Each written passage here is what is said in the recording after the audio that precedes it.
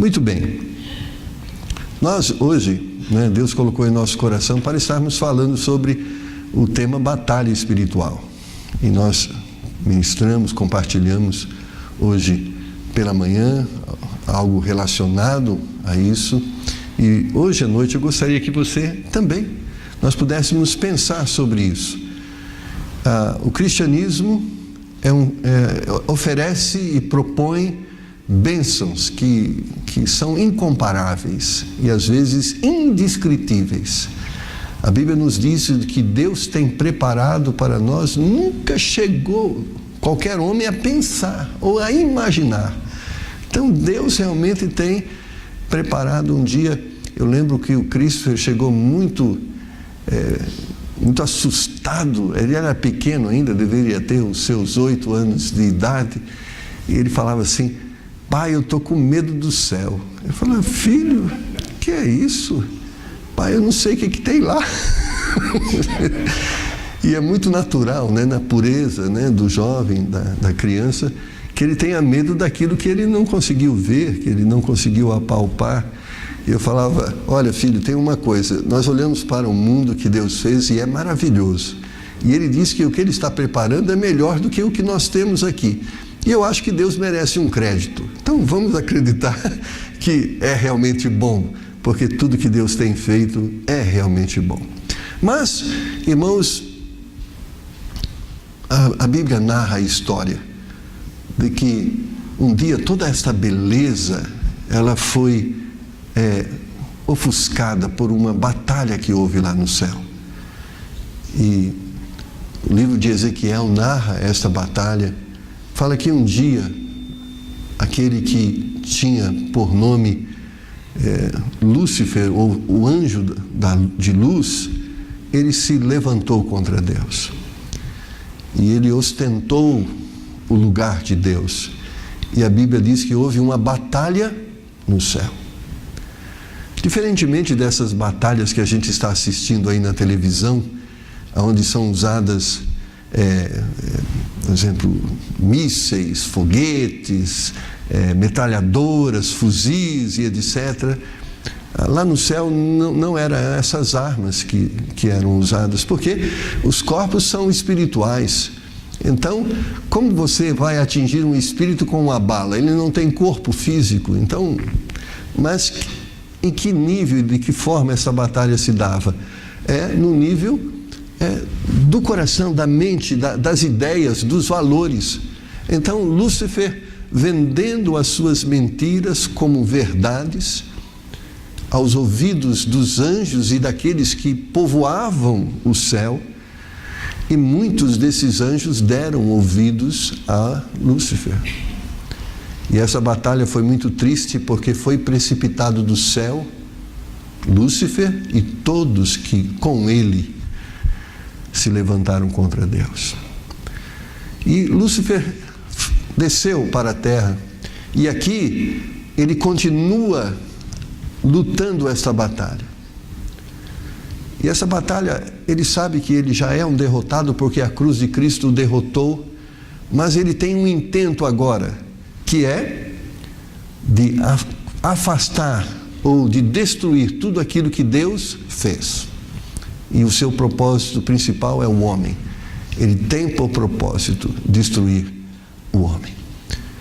Então, todos os dias pela manhã, não pense que não é diferente. Existe um Deus que está ao seu lado, mas existe um inimigo que procura te atingir, que procura te afastar desse Deus, porque o seu intento continua a ser o mesmo.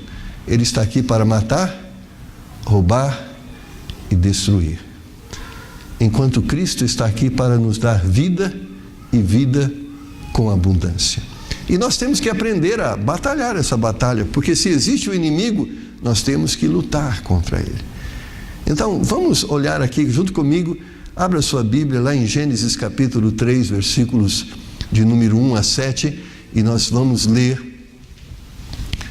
dessa primeira batalha que Lúcifer batalhou contra o homem. Adão, o primeiro homem. Se você encontrou esse trecho da palavra de Deus, fique em pé. Gênesis capítulo 3, versos de número 1 a 7.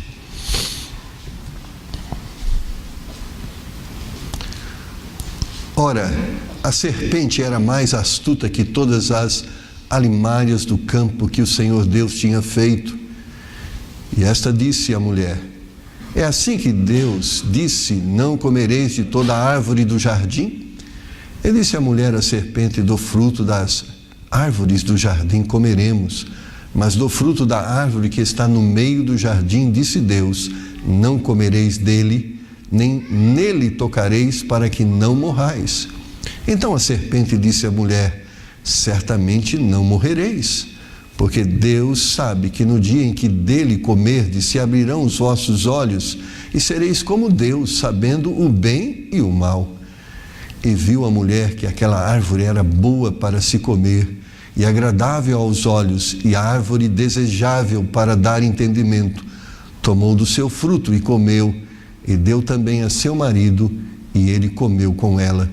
Então foram abertos os olhos de ambos, e conheceram que estavam nus, e coseram folhas de figueira, e fizeram para si aventais. Mas ainda, conservando a sua Bíblia aberta nesse trecho, vá para Mateus capítulo 4, e versículos de número 1, e vamos ler até o versículo de número 9.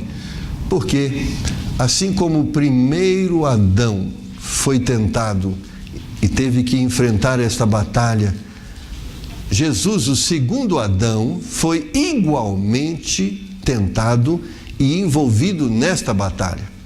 Vamos ler Mateus capítulo 4, versos de número 1 a 9. Então foi conduzido Jesus pelo Espírito ao deserto para ser tentado pelo diabo. E tendo jejuado 40 dias e 40 noites depois, teve fome.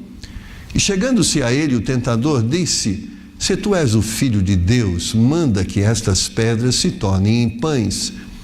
E ele, porém, respondendo, disse: está escrito, nem só de pão viverá o homem, mas de toda a palavra que sai da boca de Deus. Então, o diabo o transportou à cidade santa e colocou-o sobre o pináculo do templo e disse-lhe: se tu és o Filho de Deus, lança-te daqui abaixo, porque está escrito que aos seus anjos dará ordens a teu respeito, e tomar-te-ão nas mãos, para que nunca tropeces em alguma pedra.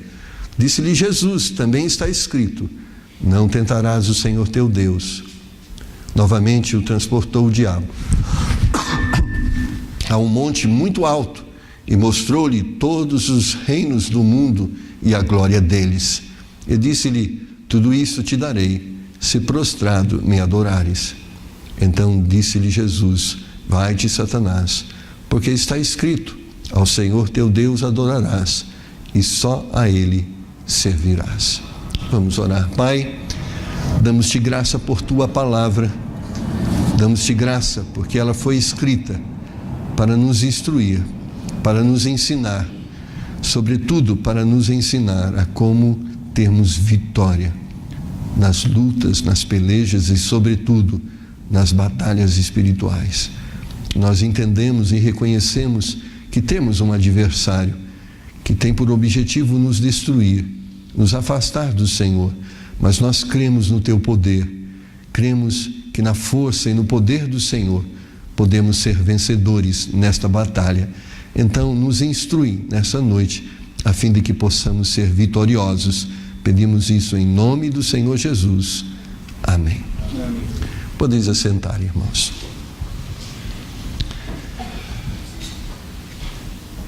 É interessante pensarmos na tática e na forma que Satanás usa para nos atingir. Existe um termo que é muito usado nas epopeias aí, que é o termo chamado calcanhar de Aquiles. Lembra? Aquiles foi derrotado e até foi feito um filme, né, que encenou um pouco isso. Todos nós, irmãos, temos aquilo que chamamos fraqueza. Todos nós podemos ser vulneráveis em alguma área. E eu creio que isso é verdade. Alguns são fortes em algumas coisas, mas são fragilizados em outras coisas. Na convivência que temos com as pessoas, nós aprendemos e percebemos isso. Muitas vezes nós sabemos o que vai chatear uma pessoa. E muitas vezes, quando nós queremos atingi-las, nós usamos isso. Quando nós queremos agredi-las, nós usamos isso. Quando nós queremos destruí-las, nós usamos isso. Há pessoas, ninguém é forte em tudo. Nós somos fracos e, na verdade, mesmo naquilo que julgamos fortes, nós também somos fracos. Na realidade, nós podemos dizer que nós somos vulneráveis. No conflito, irmãos, entre dois exércitos, é interessante que a estratégia de guerra ensina que para alcançar a vitória é necessário que seja explorado as fraquezas do adversário. Então, muitas vezes são enviados os espias para sondar e para perceber os pontos vulneráveis ou para criar pontos vulneráveis.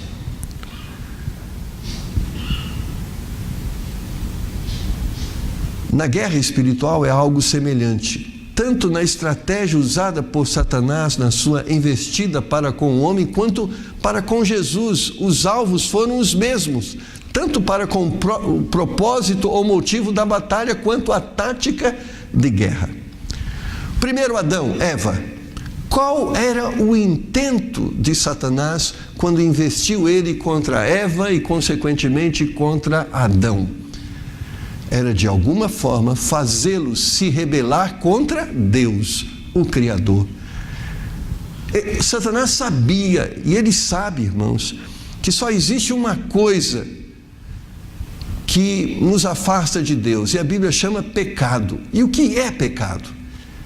Pecado é rebelar-se contra Deus, contra aquilo que Deus é, contra aquilo que Deus ensina, contra a verdade de Deus. Então, por isso que nós podemos dizer que pecado é tudo igual. Se você mentir, você está se rebelando contra o mandamento de Deus que diz que você deve falar a verdade.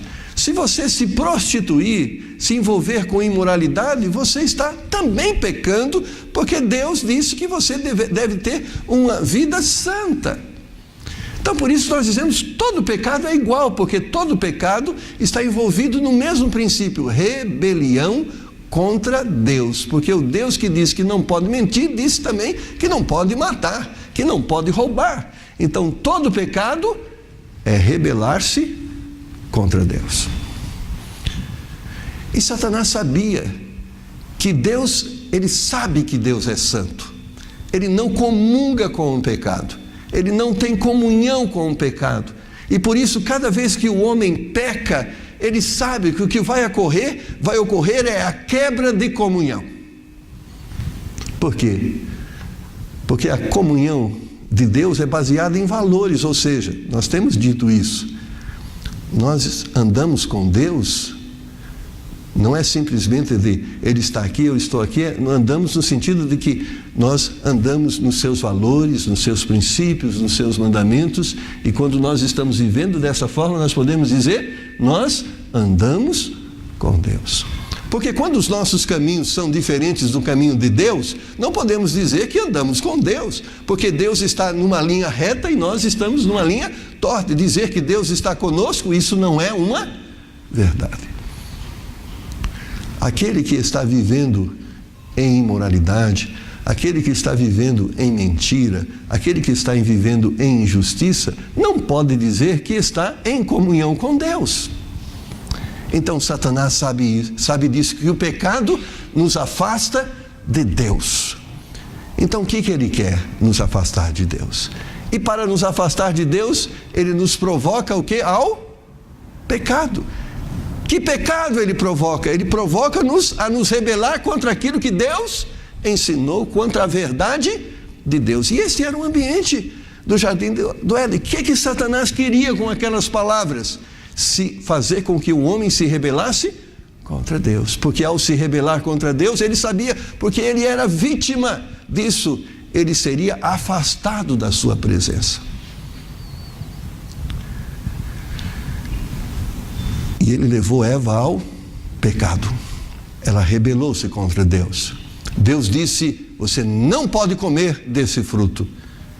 Não porque Deus era um Deus possessivo, dizer esse fruto aqui não. Mas aquilo não faria bem para eles. Aquilo não seria bênção.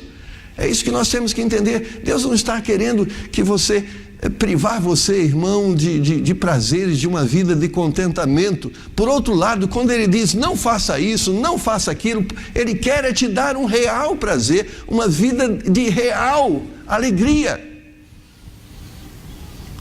Quando ele disse não coma desse fruto, ele estava dizendo, porque esse conhecimento, esta vida não vai ser boa para você. Isso vai te destruir, isso vai afastar você de mim. Mas Satanás, muito ardiloso, usando palavras bonitas e persuasivas, fez com que Eva se rendesse à sua mensagem e ela se rebelou contra Deus. E nós sabemos as consequências, porque nós nos tornamos vítimas delas.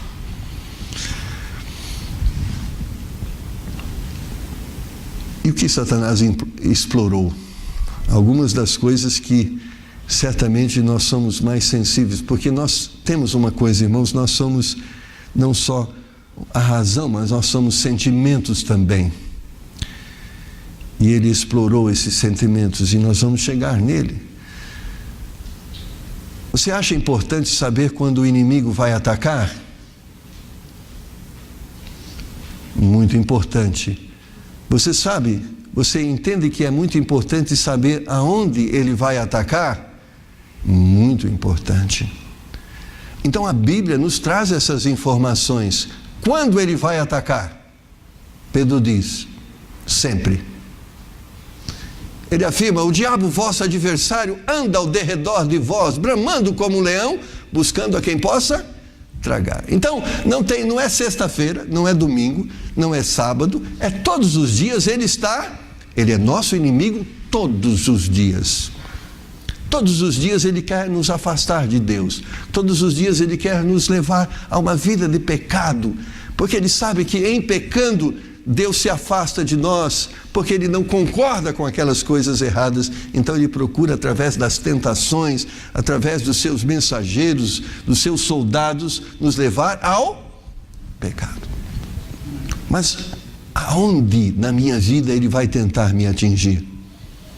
A tática de guerra do nosso inimigo, irmãos, o propósito e o motivo de sua guerra, promover a rebelião do homem para com Deus e para com o propósito de Deus, ou seja, nos afastar de Deus e da sua vontade. O inimigo de nossas almas quer nos afastar de Deus, quer destruir nossas vidas, quer nos destruir fisicamente, quer nos destruir emocionalmente, quer nos destruir espiritualmente. Ele quer. E todos os dias ele está batalhando nesse propósito. Suas armas, usar recursos que podem atrair e seduzir o homem para o seu intento. Qual é o intento? Fazê-lo pecar. Porque o pecado nos destrói, é isso que nos destrói. Quando nos afastamos de Deus, irmãos, é gerado uma série de consequências que vai trazer dor, miséria e pode nos levar à morte, e morte eterna. Ele já definiu os seus alvos. Há 3 áreas que ele vai tentar nos atingir. A primeira delas é a área material. Porque ele sabe que muito do nosso equilíbrio depende da área material. Ele vai também nos atingir com aquilo que nós talvez não vamos assumir, porque às vezes a gente tem dificuldade, que é com a questão de fama, de sermos bem-quistos, de sermos reconhecidos. Eu lembro de uma vez uma senhora ficou muito triste comigo, Porque eu citei o nome de várias irmãs que ajudaram numa programação e esqueci do nome dela. Ela falou: pastor, você não citou meu nome. E a terceira área que ele tenta nos atingir é o poder. Todo mundo gostaria de estar sentado num trono. Uma das guerras modernas é a guerra do sexo, que essa é eterna, né? Quem manda? Nem vou perguntar. Quem manda lá? Poder. O homem, irmãos, busca a grandeza material, ele busca a fama e o poder. Esta sempre tem sido o combustível que tem alimentado as guerras e que tem destruído muitas pessoas. Muitas estão sendo destruídas por causa da sua ganância. Muitas estão sendo destruídas por causa da sua vaidade, o sentimento e o desejo de grandeza. E isso está no coração. Infelizmente é uma área sensível. Porque o que destruiu Satanás são esses sentimentos. Ele queria ser igual a Deus, ele queria sentar no trono de Deus, e isso o destruiu. Sabe o que destrói o homem? É quando ele quer ser o que não lhe foi concedido ser. Satanás, irmãos, estudando o homem, entende que essas são as três áreas que podem destruí-lo. E na realidade, irmãos, nós podemos ser destruídos em cada uma destas áreas. Vamos examinar nosso adversário no campo de batalha. Qual o propósito dele na batalha contra Adão e Eva? Fazer com que eles se rebelassem contra os mandamentos de Deus e o propósito de Deus. Qual o propósito dele na batalha contra Jesus? Fazer com que ele se rebelasse contra os mandamentos de Deus e o propósito de Deus. Tanto o primeiro Adão como o segundo Adão, Jesus Cristo, todos eles foram tentados na mesma área. Satanás queria que ele se rebelasse contra Deus, desobedecesse Deus, se afastasse do propósito de Deus. E nós somos diferentes? Para nós é diferente? Não. Da mesma forma, ele procura nos afastar de Deus e do propósito de Deus. Passaram-se anos e o nosso adversário é o mesmo. E ele é o mesmo como nós somos o mesmo, como Deus é o mesmo. O homem é homem desde que o mundo existe. Deus é Deus de eternidade a eternidade. As coisas são as mesmas. Os mandamentos de Deus mudaram? Não. E o homem continua sendo o mesmo. É interessante quando você começa a olhar para a história, qual o novo pecado que surgiu hoje que não tenha surgido no livro de Gênesis? Nenhum. O pecado de hoje já foi praticado desde o começo do homem, do mundo e da civilização. Satanás continua com o mesmo propósito, Satanás continua atacando os mesmos alvos. Ele quer nos afastar de Deus. E só existe uma coisa a fazer. Tiago 4,7 diz: sujeitai-vos, pois, a Deus, resisti o diabo, e ele fugirá de vós. Sujeitar a Deus significa eu vou obedecer o Senhor. Eu vou ficar firme naquilo que o Senhor propõe através da sua palavra. Eu vou resistir, eu não vou dar ouvido, eu não vou ceder.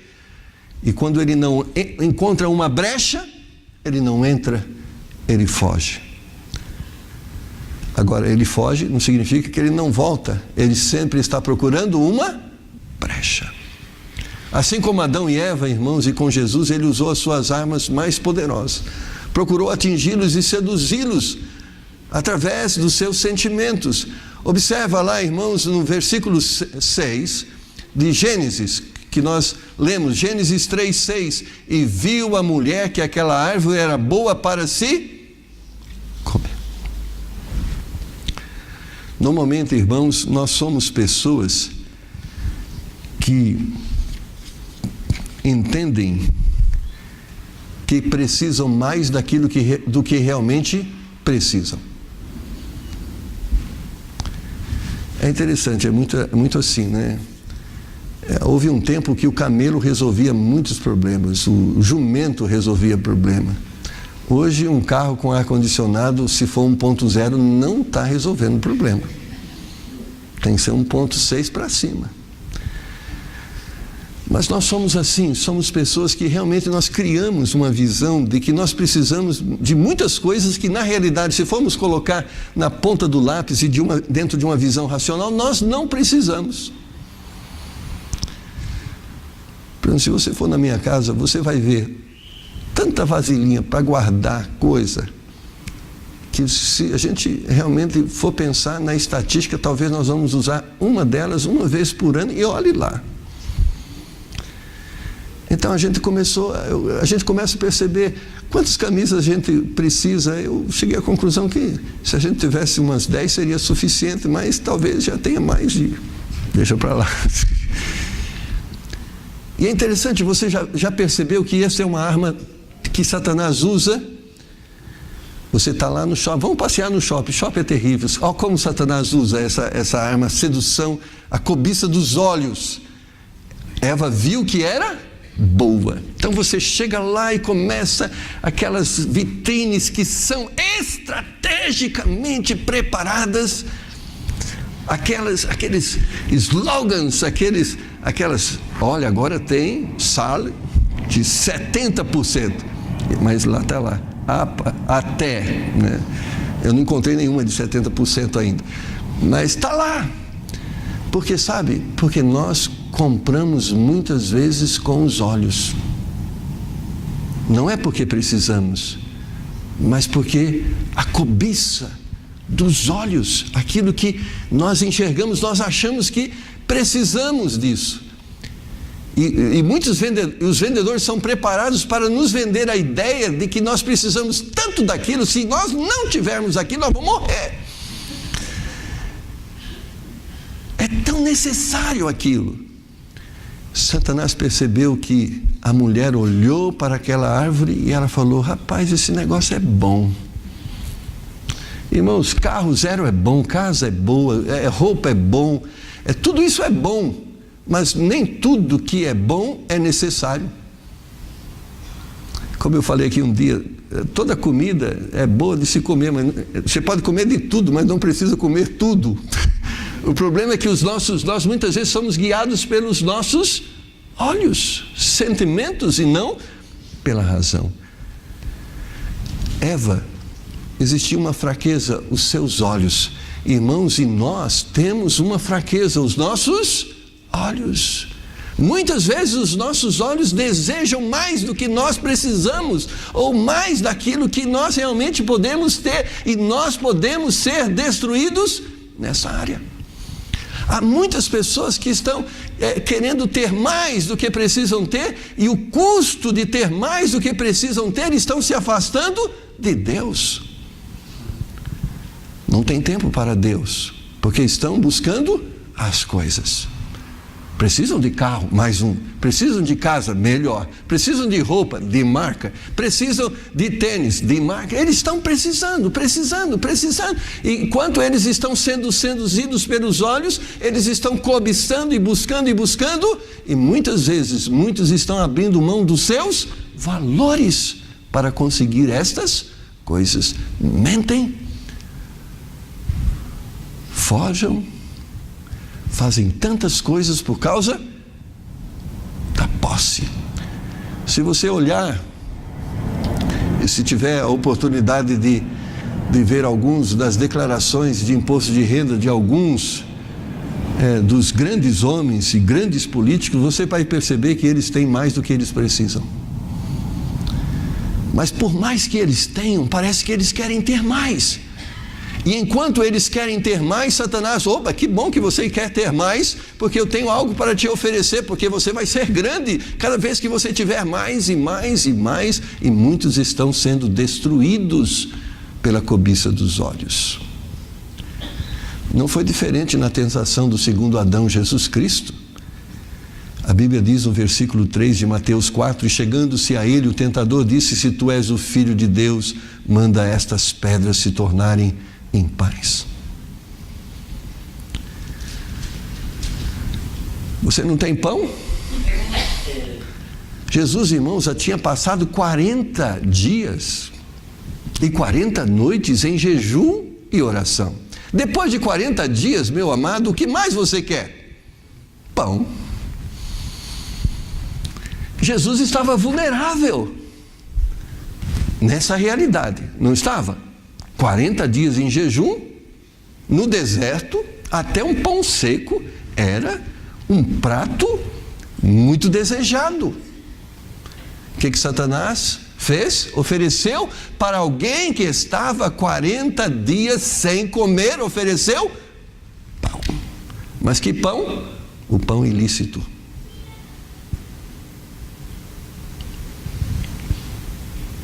O pão que contrariava a vontade de Deus. O pão que representava rebelar-se contra Deus. E é isso, irmãos, que o inimigo faz. Muitas vezes nós estamos passando momentos muito difíceis da nossa vida. Estamos como Jesus, 40 dias sem comer. E chega Satanás oferecendo o pão ilícito. A forma ilícita de se conquistar e de se ter. Porque o pão não é pecado, é verdade?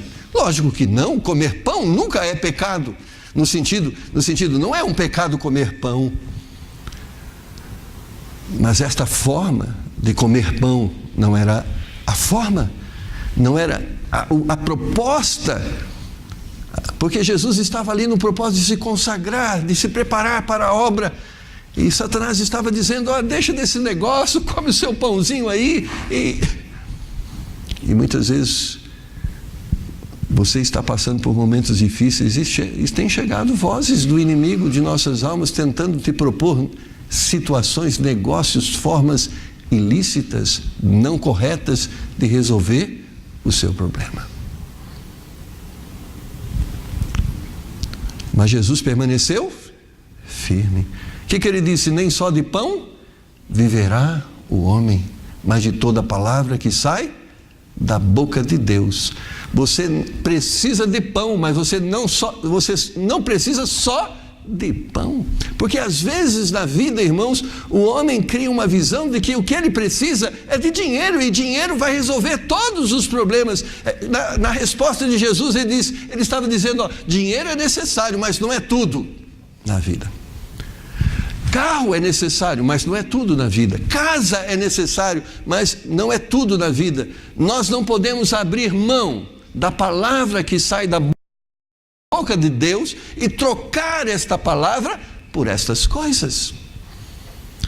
Irmãos, não importa qual o emprego que lhe for oferecido, não importa quais os benefícios que você pode receber proveniente de alguma coisa, mas se cada uma destas coisas oferecidas te afastar de Deus, não vem de Deus. Deus nunca te daria algo que te afastaria dele. Deus nunca lhe daria algo que te afastasse da vontade dele. Sabe aquele amigo que chega ao teu lado e está disposto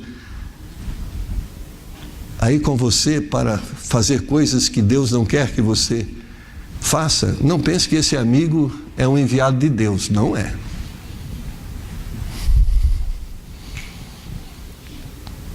Olha, porque você já percebeu quando você quer fazer coisa errada, sempre aparece alguém para te ajudar? É verdade. Às vezes eu queria brigar com os meninos na escola, mas eu não tinha muita coragem, mas sempre aparecia algum, não, eu vou com você. E não são enviados de Deus, pode ter certeza disso. Muitas vezes são instrumentos nas mãos do inimigo de nossas almas. A segunda coisa, irmãos, que nós podemos perceber, a fama é agradável aos olhos, no verso 6. No verso 6 também, de Mateus 4, está escrito, e disse-lhe, se tu és o Filho de Deus, lança-te daqui abaixo, porque está escrito que aos seus anjos dará ordem ao teu respeito e tomar-te-ão nas mãos, para que nunca tropece em alguma pedra. Sabe, todos nós temos um pouco essa visão de super-homem. Deixa comigo. Eu posso, eu consigo. E aquela disputa, né? Às vezes coisas fúteis. Não porque é necessário, não porque é importante. Adão e Eva, irmãos, não precisavam daquele fruto. Eles tinham tudo o que eles necessitavam. O paraíso era perfeito. Eles tinham pão, eles tinham casa, eles podiam dormir, acordar. Eles não tinham problema nenhum. Mas ela olhou para aquele fruto e disse: rapaz, esse negócio aqui, eu ainda não comi. É agradável, deve ser. Ela imaginava, deve ser agradável. Jesus não precisava pular do pináculo do templo. Para quê? E isso está relacionado, irmãos, em um dos mandamentos que está na palavra de Deus, que nós não devemos tentar o Senhor. E às vezes nós não entendemos o que é tentar o Senhor. Tentar o Senhor é um negócio bem assim. Você olhou para aquela televisão de plasma 56 polegadas e você viu lá o preço, R$3.000, R$4.000, não sei quanto é que custa. Você fala assim: eu quero ter uma televisão dessa.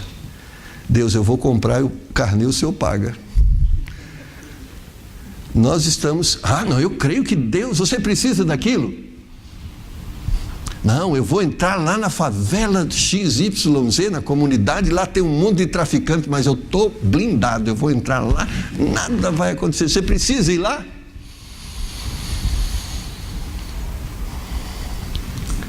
Há muitas pessoas brincando com fogo. Sabe aquela brincadeira com fogo?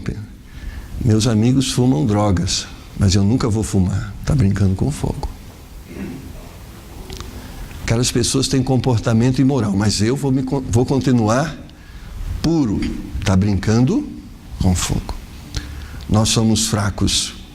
Devemos fugir das coisas que podem nos levar ao erro.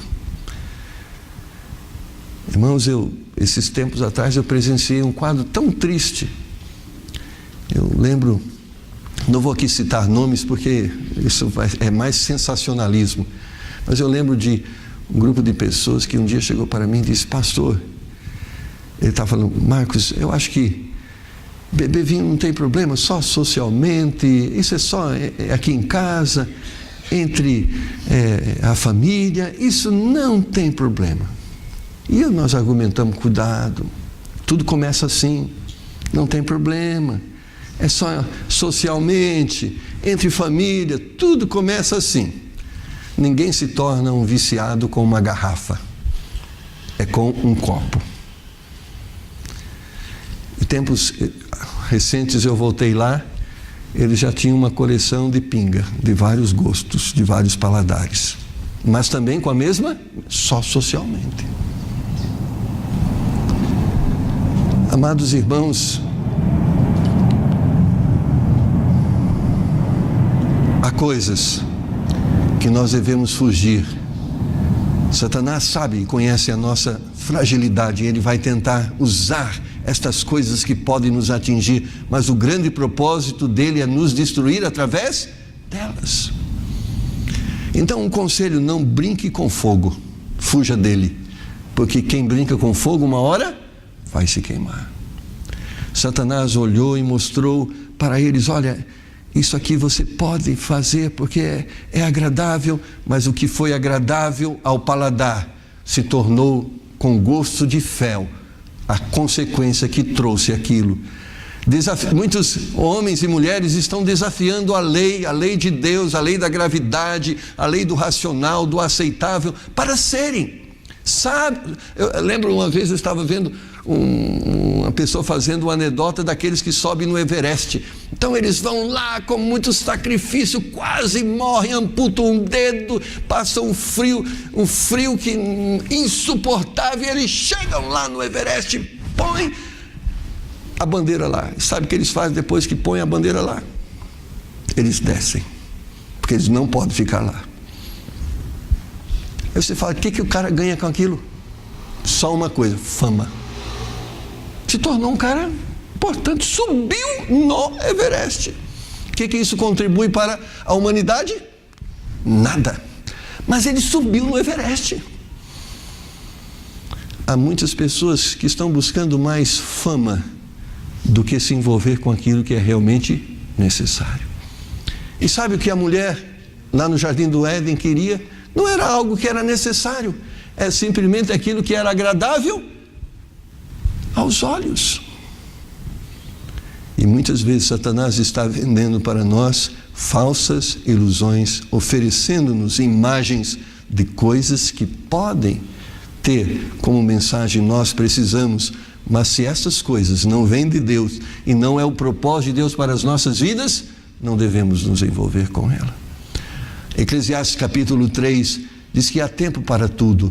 Deus tem um tempo para todas as coisas e nós não precisamos antecipar isso. Quando nós esperamos no Senhor, nós vamos ser sempre tudo aquilo que nós precisamos. Mas se Deus não quer dar algo para nós, aceitemos isso, porque isto é o melhor para nós. Conheço algumas pessoas que, se Deus der a riqueza, eles vão para o inferno. Não porque a riqueza é um pecado, mas para ele se torna um pecado. Alguns estão fortalecidos na fé, como Paulo diz: Deus me deu um espinho na carne para que eu não me ensoberbecesse. Deus permitiu uma luta que ele não a afastou dele para o conservar. Irmãos, nós devemos ter o que Deus nos dá, e aquilo que Deus não nos dá, nós não podemos ter, porque aquilo vai nos destruir. A mulher do próximo não é nossa, é do próximo. Os bens do próximo não são nossos, são deles. Mas sabe aquela coisa de cobiça, ter o que o outro tem? A Bíblia diz que chama isso de pecado. E a Bíblia diz que nós devemos estar contentes com aquilo que Deus nos deu. Se Deus te deu uma choupana lá na curva do rio, amém, é isso que Deus me deu.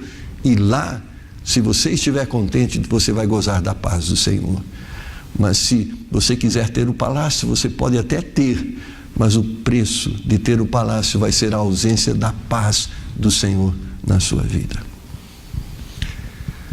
A última coisa, irmãos, está lá: poder, a árvore desejável para dar entendimento. E disse-lhe, a mulher pensou assim: se eu comer essa árvore, eu vou ser mais do que eu sou. Eu vou conhecer mais do que eu conheço.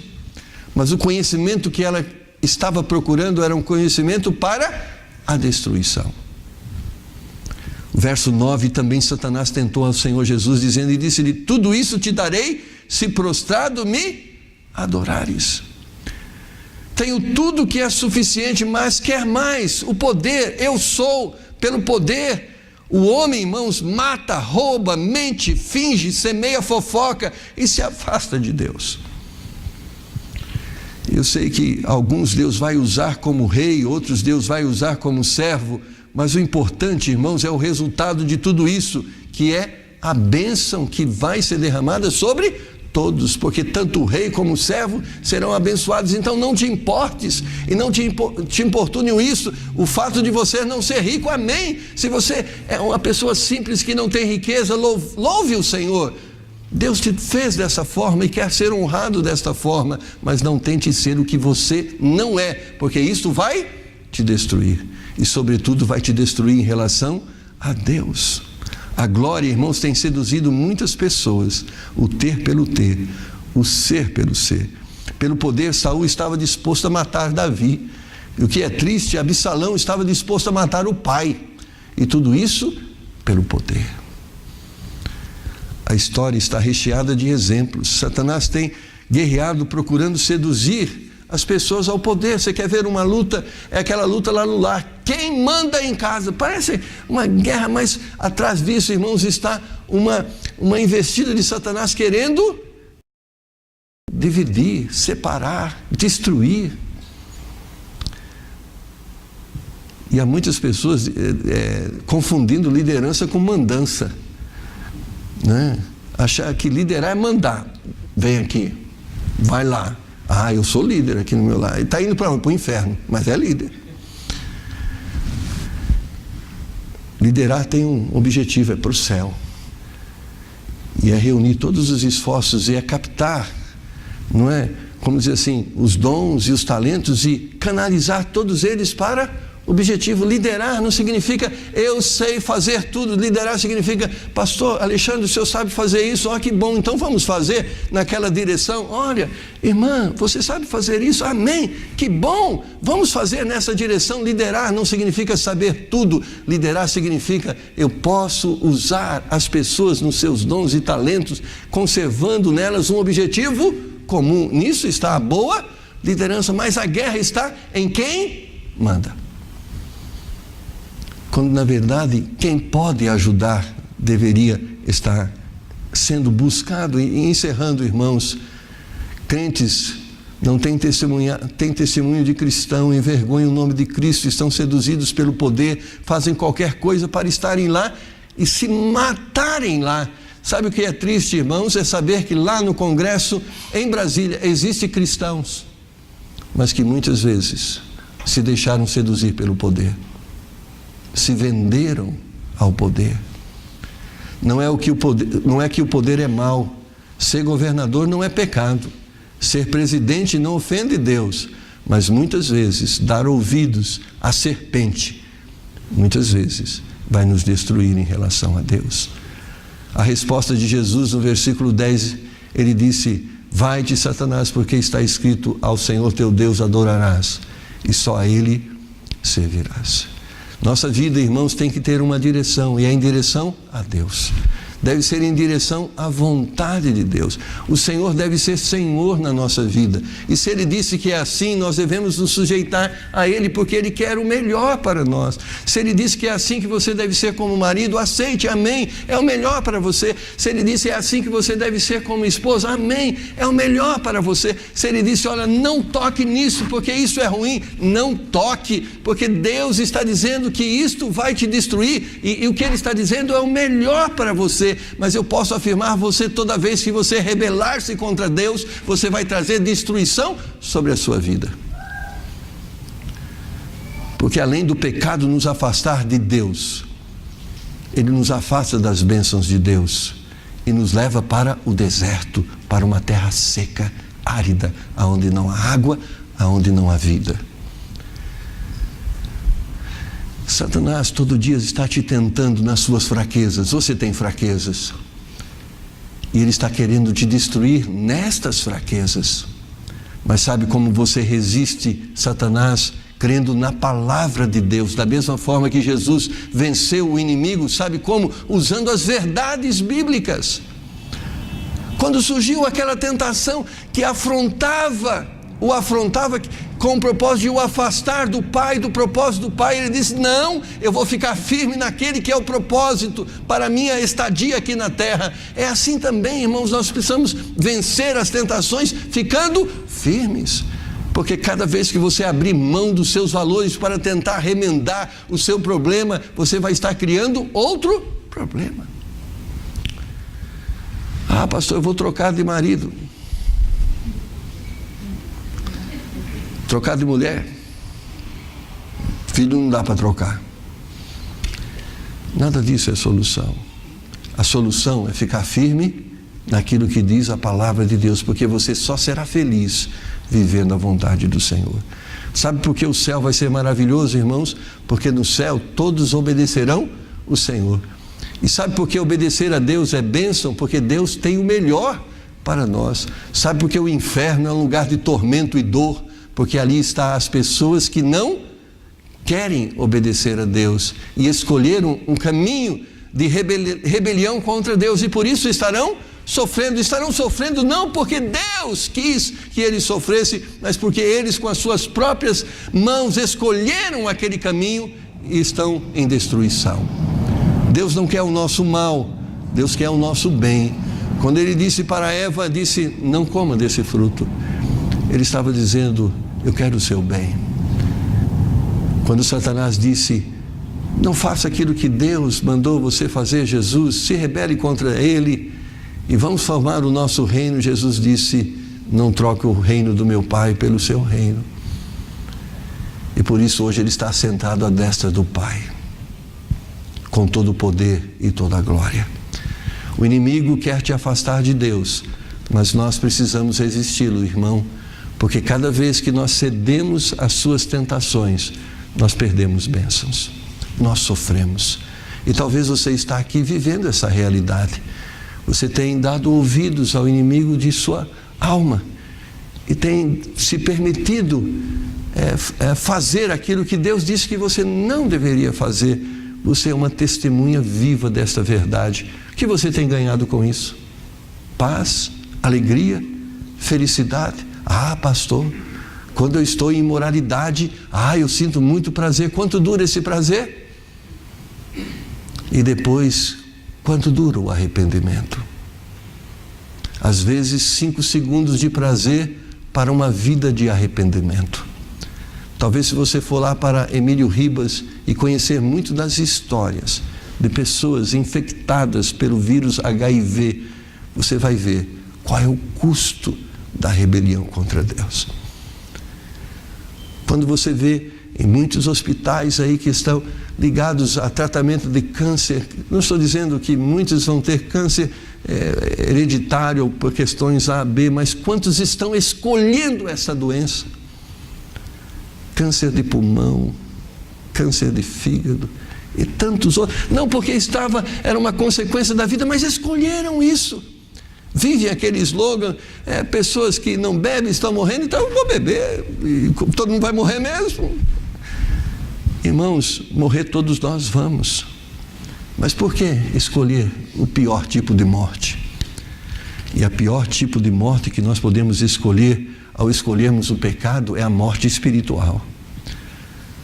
Porque a pior consequência que Eva teve ao comer o fruto não foi porque o fruto não era prazeroso, por certo o era, mas foi a consequência de ter que ser expulsa do paraíso, expulsa da presença de Deus.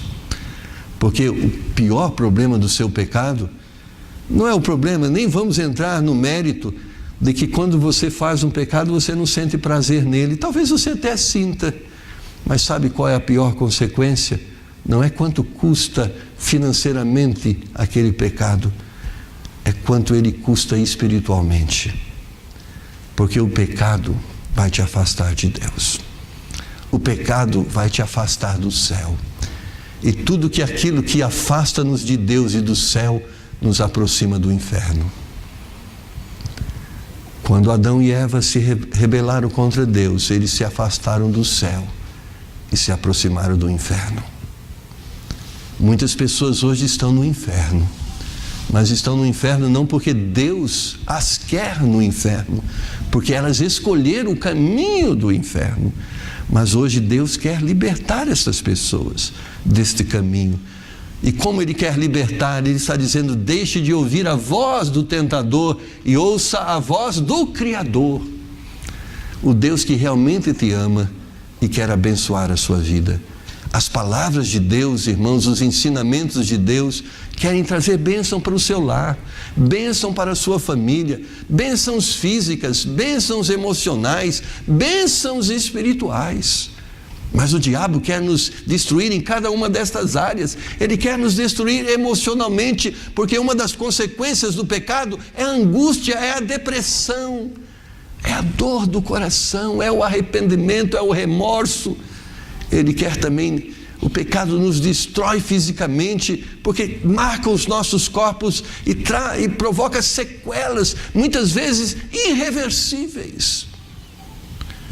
Mas sempre, nunca se esquecendo, a pior consequência é a sequela espiritual. O pecado nos afasta de Deus e das bênçãos de Deus. Você precisa das bênçãos de Deus. Se nós fôssemos racionalmente pensar, seria melhor estarmos no paraíso? Certamente seria melhor. Deus nos promete nos levar de volta ao paraíso. Mas, da mesma forma que Ele disse a Adão e a Eva, Ele diz a nós também. Ele diz: não coma desse fruto. Ele está dizendo: não se envolva com o pecado, não tenha prazer no pecado, não toque nas coisas impuras. Faça isso e nós vamos voltar para o paraíso. Mas se você insistir na prática do pecado, não tem como voltar para o paraíso. Porque o paraíso é o lugar daqueles que obedecem ao Senhor, daqueles que respeitam os mandamentos de Deus, que entendem que eles são bênçãos para a vida. Então, se você quiser habitar o céu, mas não quer concordar com a palavra de Deus, você não pode habitar o céu, porque para habitar o céu tem que concordar com a palavra de Deus, porque o céu só é céu porque é um céu organizado por Deus. Porque se o céu fosse organizado por mim ou por você ou por qualquer outra mente que existe aqui no mundo, não seria céu. Porque o mundo que é governado pelos homens não é céu, não é verdade? Muitas vezes um inferno. Mas você quer ir para o céu? Tem que escutar o que Deus disse: não coma, não toque, porque isto vai te destruir.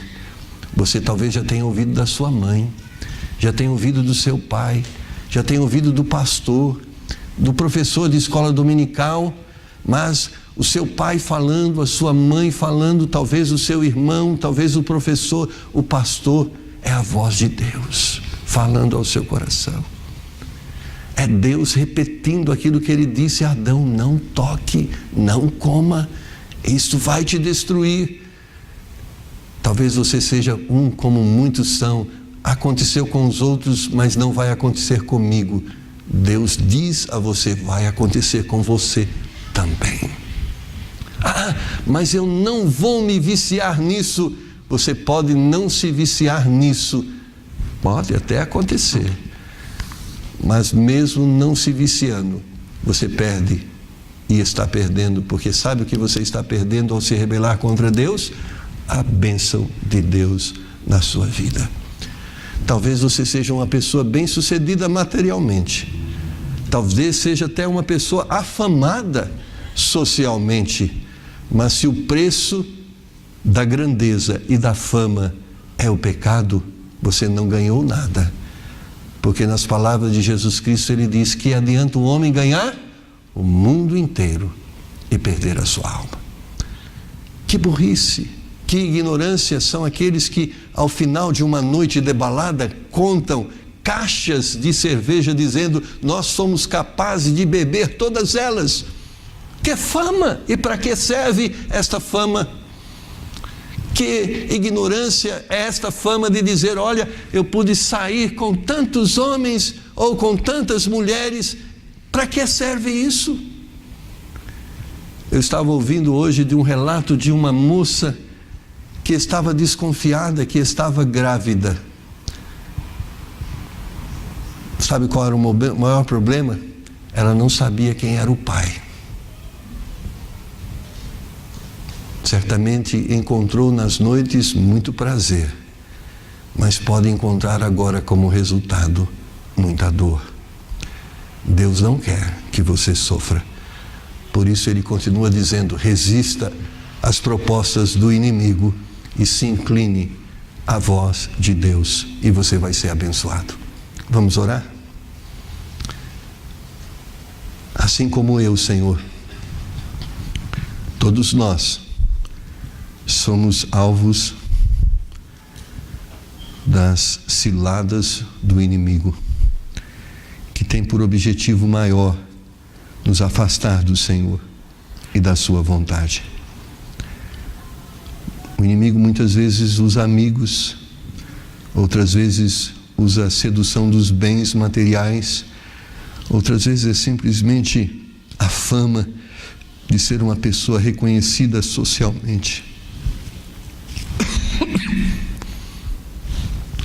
Talvez muitos dos nossos jovens hoje são as maiores vítimas disso, porque quando eles testemunham a sua pureza, muitas vezes são ridicularizados. Mas, Pai, nos ajude nesse momento a entendermos que a bênção é obedecermos o Senhor, é sermos o que o Senhor quer que sejamos, é nos contentarmos com aquilo que o Senhor colocou em nossas mãos. Pai, talvez existam pessoas aqui nessa noite que estão sendo vítimas, estão sendo destruídas pelo inimigo e já têm caído mais de uma vez em pecados. E o Senhor está dizendo a elas que este pecado, se não confessado, esta vida, se não mudada, e sobretudo sem Cristo, será uma vida condenada ao inferno. Adão e Eva pecaram, Senhor, mas o Senhor profetizou naquele dia que surgiria um Salvador, e Ele veio, segundo Adão, Jesus Cristo, para nos dar vitória sobre o pecado. E nas palavras descritas por João, o próprio Senhor Jesus disse: sem Ele nós não podemos fazer nada. Nessa luta contra o inimigo de nossas almas, ele é tão ardiloso e tem tanto poder de sedução e de atração, que nós só poderemos resisti-lo no poder do Senhor, com a verdade do Senhor. Então, Pai, nos ajuda agora e ajuda essas pessoas que foram destruídas em tentações, em armadilhas satânicas, que elas possam agora enxergar os braços do Senhor em sua direção, querendo novamente reconduzi-los, realinhá-los à verdade, ao caminho certo, que eles possam ser sensíveis agora à Tua voz, Senhor, e possam dizer: Senhor, perdoa-me por não ter dado ouvido ao Senhor e ter dado ouvido ao inimigo, mas me perdoa, eu quero voltar, eu quero me arrepender, eu quero Te obedecer. Pai, ajuda essa pessoa a tomar essa decisão, mas talvez uma pessoa entrou aqui que tem vivido por esse caminho errado, talvez nunca soube que era errado, mas hoje ouviu a Sua palavra, que diz que aquilo que é contrário à Sua palavra é errado, e ele descobriu que é um pecador e que precisa de Jesus Cristo como Salvador. Pai, ajuda esta pessoa agora a tomar essa decisão, entendendo que precisa do perdão para um recomeço, do perdão para uma nova vida. Nos ajuda agora, Senhor, a realmente firmarmos nosso compromisso em obedecer o Senhor. O Espírito Santo está trabalhando no nosso coração, nos fazendo entender e reconhecer que temos dado ouvido a Satanás, que temos nos afastado do caminho do Senhor. Pai, faz com que essas pessoas enxerguem agora as consequências que advêm dessas atitudes, e que venham estes a se arrepender e a voltarem-se para o Senhor, porque o Senhor pode perdoá-los, se assim eles confessarem os seus pecados. O Senhor pode reconduzir-nos novamente ao paraíso, se nós dispusermos hoje a obedecermos ao Senhor e a voltarmos para o caminho do Senhor. Deus tocou no seu coração, e eu quero encerrar essa oração orando por você. Você entendeu que Deus falou com você dizendo: olha, o caminho está errado, você tem que voltar, você tem que mudar de direção, mudar de atitude. Levante a sua mão: pastor, ore por mim, quero que Deus me ajude, em nome de Jesus, amém, amém. Deus tocou no seu coração dizendo: o caminho é errado, não é esse o caminho que Deus quer que você ande, e Ele está aqui para te ajudar, não para te condenar, não para te apedrejar, mas para colocar a mão no seu ombro e dizer: vamos andar por um caminho diferente agora, um caminho que vai ser de bênção. Levante a sua mão se você não levantou ainda: pastor, ore por mim, eu quero que Deus me abençoe, amém, graças a Deus, amém, graças a Deus. Deus está dizendo: é caminho que leva ao inferno, é caminho que destrói fisicamente, emocionalmente, destrói espiritualmente, socialmente. Deus não quer isso para você. Deus quer abençoar a sua vida, mas para Deus abençoar você precisa deixar esse caminho. Quantos que ainda não levantaram? Você não levantou a mão: pastor, ore por mim, eu quero deixar esse caminho errado, ore comigo, em nome de Jesus. Deus vai te abençoar. Pai, o Senhor viu cada mão que se levantou, pessoas que de uma forma sincera reconhecem o caminho errado e que têm trilhado e querem mudar de direção. Ajude-os agora, Senhor, a discernir a voz do Senhor da voz do inimigo. Ensina a estes a Tua verdade, para que mediante a Tua verdade elas possam discernir aquilo que é mentira. Ó Pai, dá-lhes força para resistir às tentações que muitas vezes nos desafiam além da nossa possibilidade física, emocional, mas dá-lhes força, Senhor, para permanecerem firmes e que sejam vitoriosos, Senhor, em nome de Jesus e para a glória do Senhor. E que nesse momento, Senhor, o Senhor esteja apagando, limpando, purificando o pecado, e que a comunhão seja restabelecida, as bênçãos sejam derramadas, em nome do Senhor Jesus. Amém. Amém, meu irmão? Amém. Que Deus possa te abençoar, e obrigado pela sua paciência, pelo seu carinho, e eu convido você a voltar aqui, uma das nossas próximas reuniões, e eu tenho certeza que Deus vai abençoar a sua vida. Ouça a voz de Deus, é voz de amor, e ela te abençoa. Amém? E se você está sendo abençoado por Deus, então abençoe o seu irmão com um sorriso, com um abraço, e deseja a ele uma boa semana. E é o nosso desejo também para você, uma boa semana. Que Deus te abençoe.